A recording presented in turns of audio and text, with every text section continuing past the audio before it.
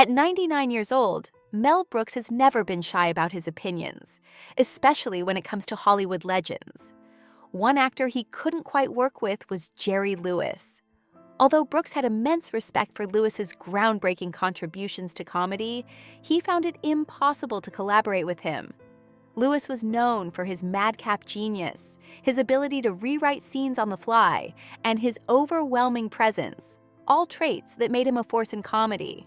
However, Brooks preferred a more controlled chaos. He wanted an ensemble dynamic, where each actor served the story rather than competing for attention. When Brooks was asked about working with Lewis on the film Elfinks in the 80s, he was adamant about not including him.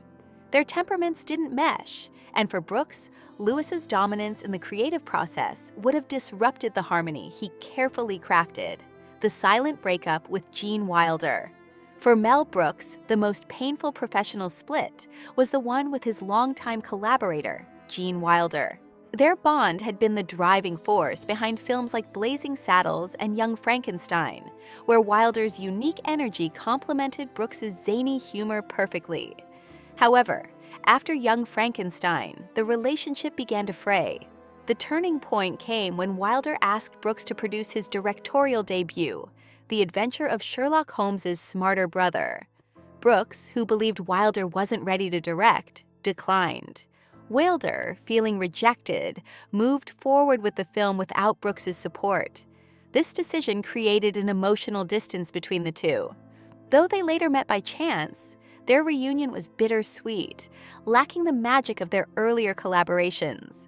For Brooks, it felt like watching a brother leave, taking with him the best parts of their shared work. Chevy Chase, the misfit in Brooks's world. Chevy Chase, despite his fame and comedic brilliance, never quite fit into Mel Brooks's world. While Chase was undoubtedly funny and charismatic, Brooks saw a lack of teamwork in his approach to comedy. In a genre that thrives on collaboration, Brooks's comedic philosophy revolved around the idea of an ensemble, where actors could share the spotlight and trust each other's timing. Chase, however, often commanded the room, overshadowing others with his quick wit and sharp delivery. This self-centeredness clashed with Brooks's vision, where comedy was a team effort.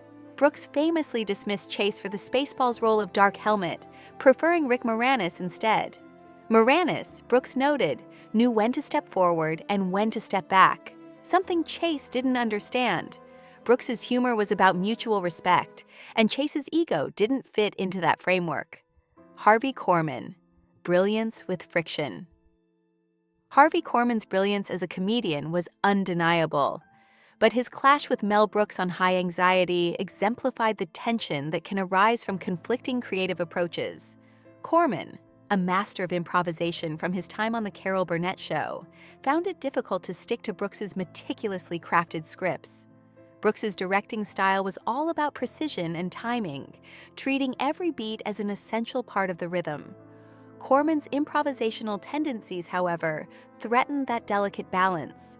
During the filming of High Anxiety, Korman wanted to reinvent his character, adding spontaneous elements that Brooks found disruptive. The result was a tense set, where the actors were constantly butting heads, though there were no dramatic explosions. Brooks handled the situation with grace, but after the film, Korman was never invited back. The friction was a clear sign that Brooks valued structure over spontaneity, even if it meant losing a brilliant performer. Mel Brooks's creative ecosystem. Talent alone isn't enough for Mel Brooks. Creating comedy was a delicate balancing act, one that required more than just talent. It was about timing, collaboration, and trust. In his world, the ability to play within an ensemble was paramount. He didn't just need actors who could make people laugh. He needed people who could contribute to the overall rhythm of the film. This approach often meant turning down big names or brilliant performers if their style didn't align with his vision.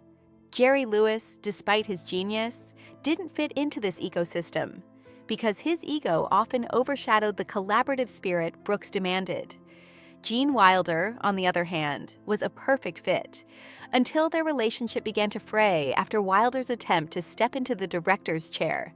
Brooks's refusal to compromise on his creative process meant that even long-standing collaborators couldn't always stay in the fold if they veered off course. Brooks's approach to comedy, ensemble over ego. Mel Brooks's approach to comedy was always about the group, not the individual. In his films, every actor had a role to play, contributing to the whole rather than seeking the spotlight. This is why, for Brooks, a big personality like Jerry Lewis, who often demanded the center stage, was difficult to work with. Comedy, in Brooks's eyes, wasn't just about individual brilliance. It was about timing, the unspoken rhythm between actors, and the ability to support each other. Actors who were too aware of their own importance, like Chevy Chase, couldn't blend into the ensemble, disrupting the flow of the comedy. For Brooks, this was fatal. He needed collaborators who could share the stage, not dominate it, and he was unapologetically selective about who fit into his vision. Brooks's legacy: balancing chaos and control. At the heart of Mel Brooks's legacy is his unique ability to blend chaos and control. His films, while often wild and unpredictable, were carefully orchestrated.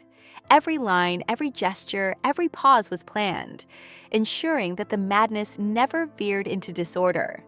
This balance was what made Brooks's comedies timeless. He understood that true comedy came from the interaction of various elements: actors, timing, story, and that each had to work in harmony.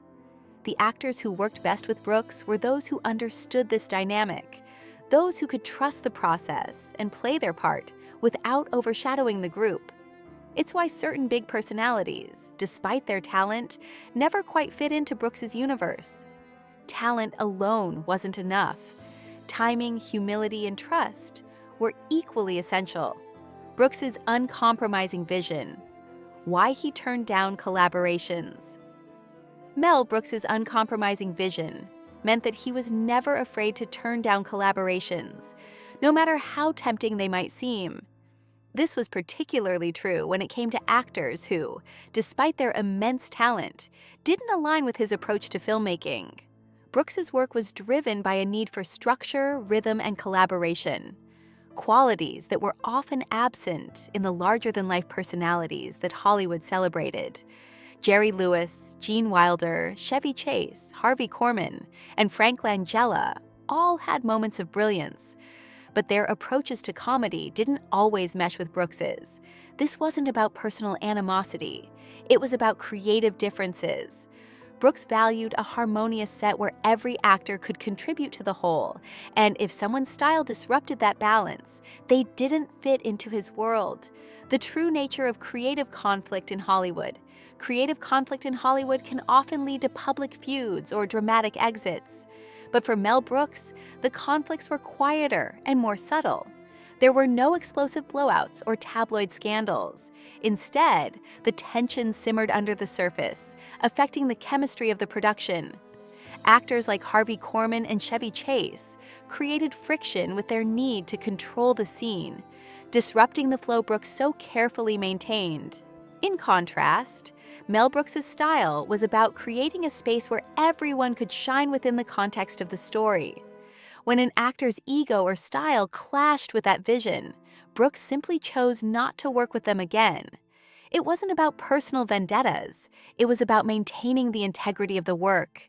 The unwritten rule of collaboration: ego doesn't belong for Mel Brooks. The key to successful collaboration was humility.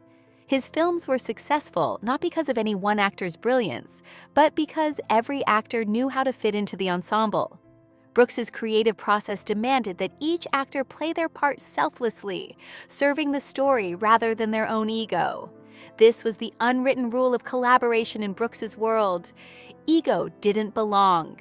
While some actors, like Gene Wilder and Rick Moranis, embraced this philosophy and thrived, others, like Jerry Lewis and Chevy Chase, couldn't quite get past their own self-importance. For Brooks, this was the line that divided great collaborators from those who would disrupt the delicate balance of his filmmaking process.